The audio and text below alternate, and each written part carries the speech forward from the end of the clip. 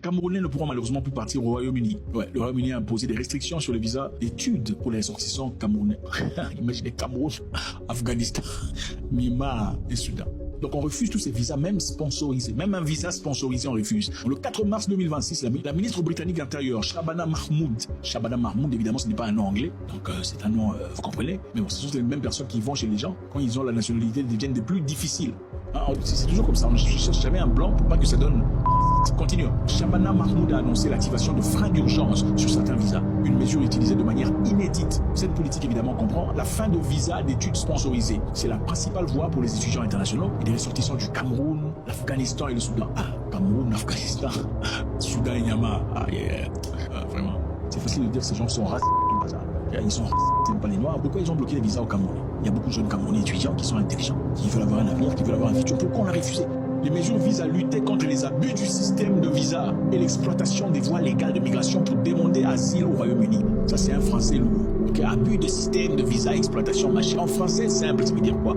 En français simple, ça veut dire que les gens demandent un visa pour école, visa d'études, mais aussitôt arrivé au Royaume-Uni, moi, je ne vais pas rentrer. Monsieur l'officier, vraiment, je ne vais pas rentrer. Hein. Voilà. Kiri, vous ne pouvez pas voyager, tu ne peux pas voyager seul. Vous allez voyager en escorte.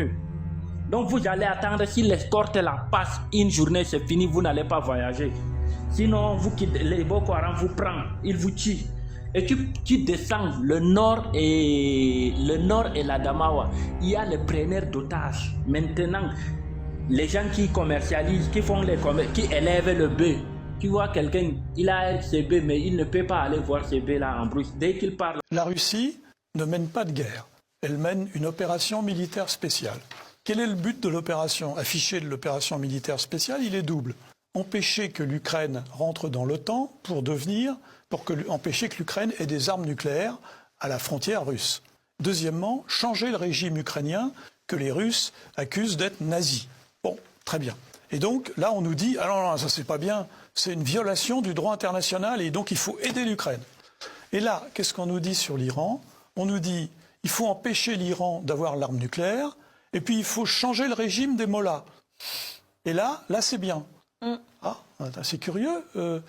Ça s'appelle la géométrie variable. Et pour finir sur ce point-là, je dis souvent que la chance de Samuel Eto'o, c'est d'être né et de vivre dans un pays corrompu, dirigé par des personnes qui n'ont aucune personnalité, qui n'ont pas une haute idée de leur fonction et du Cameroun. Parce que des dirigeants qui ont une haute idée de leur pays et de leur propre fonction n'accepteraient pas ça.